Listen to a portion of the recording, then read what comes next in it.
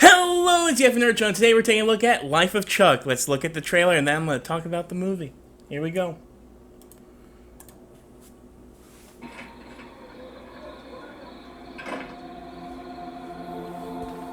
When you look up at the night sky, it can tell you stuff about your future.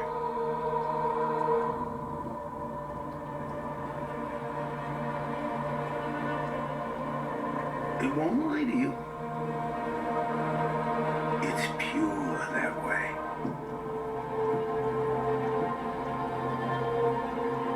You might see a lot more than you want to.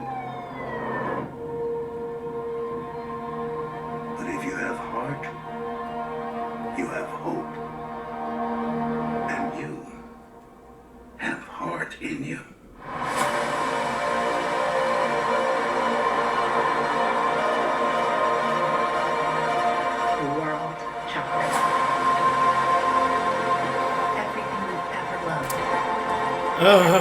Fudge. Dang it. What? Every year that you live, that world will get bigger and brighter. And more detailed and complex. You fill the whole thing. It'll be a universe.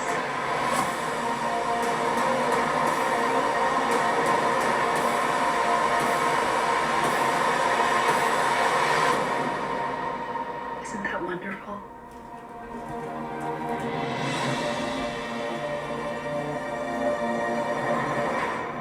Oh my god, wow. Jeez Louise. Here, oh, perfect. So yeah, Life of Chuck, this effing movie, oh my goodness, it's basically what I needed. Of course, a Mike Flanagan joint. This is his first non-horror project, non-horror movie. Yet it still has horror elements, especially existential terror. I think if you ever like, oh my god, I'm gonna die. If you're ever thinking that, oh my god, I don't know if this is the best movie or the worst movie to watch. The first 30 minutes of this movie, I'm not gonna spoil it, but it literally is like your worst nightmare. And like at first you think it's gonna be political because it's like you think it's about climate change and it's about the end of the world, and then it gets like way more deeply, like deeply terrifying. That's the only word I could use, but the terror isn't terrible. What I also love about the movie is there are parts like, so like after the first 30 minutes, this movie is told in 3 acts backwards, which I loved. The third act is the first act, and it's basically the most terrifying part.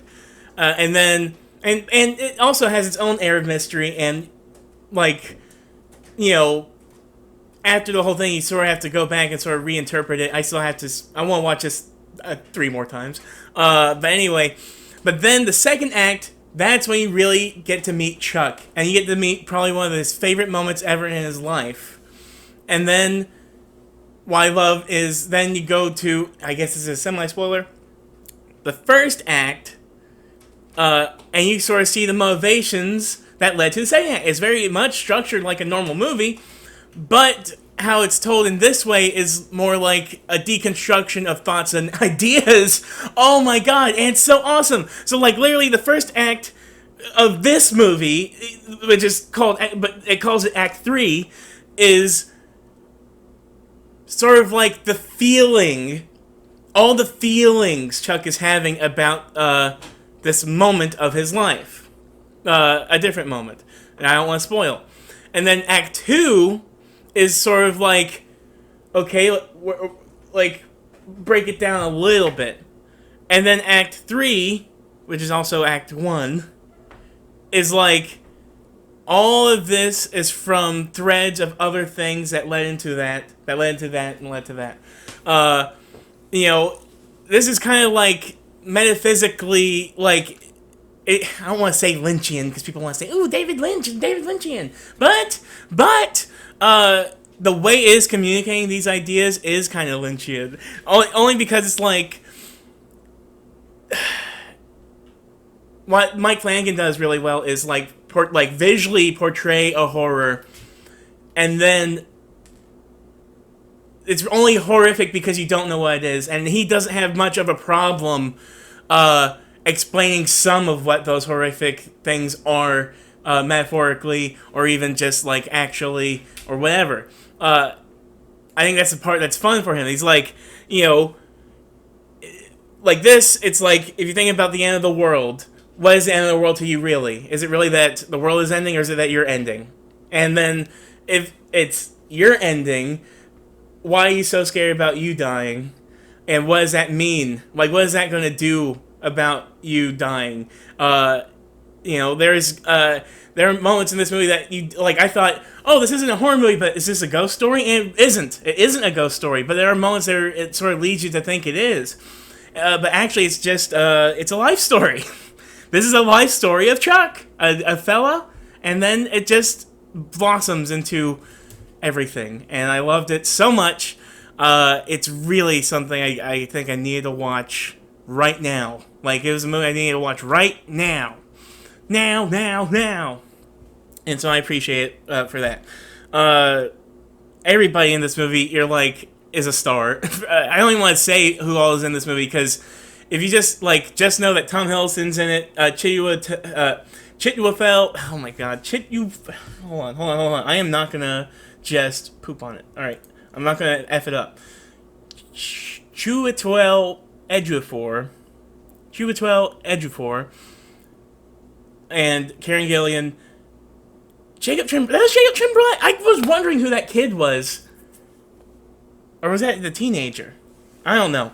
And Mark Hamill. Mark Hamill is brilliant in the movie. Mark Hamill is like... I love when Mark Hamill's in a Mike Flanagan joint. And he's also just getting more work and getting to be more weird in his older age. And I think I appreciate that more than anything. Yeah. But anyway, yeah, that's Mike Flanagan's The Life of Chuck. This movie is really good. It's really... I love how he can just tap into this raw terror. It's terror. It is terrifying, especially if you're really confronting with this idea. How this movie sort of shuts stuff down is terrifying. And it does give you COVID flashbacks a little bit, and also just makes you think, oh, where's this all going right now in the world generally?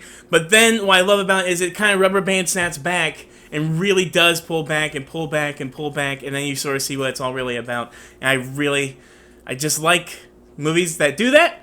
I like Mike Flanagan. I like how he does all of that, how he ties Mike Flanagan is a theme machine. He loves themes, and I love this movie. So yeah, like, comment, subscribe, goodbye, watch The Life of Chuck, please. It'll probably be on my top 10 later this year, if I think about it. If I do one. Nobody ever watches those. Anyway, like, comment, subscribe, goodbye!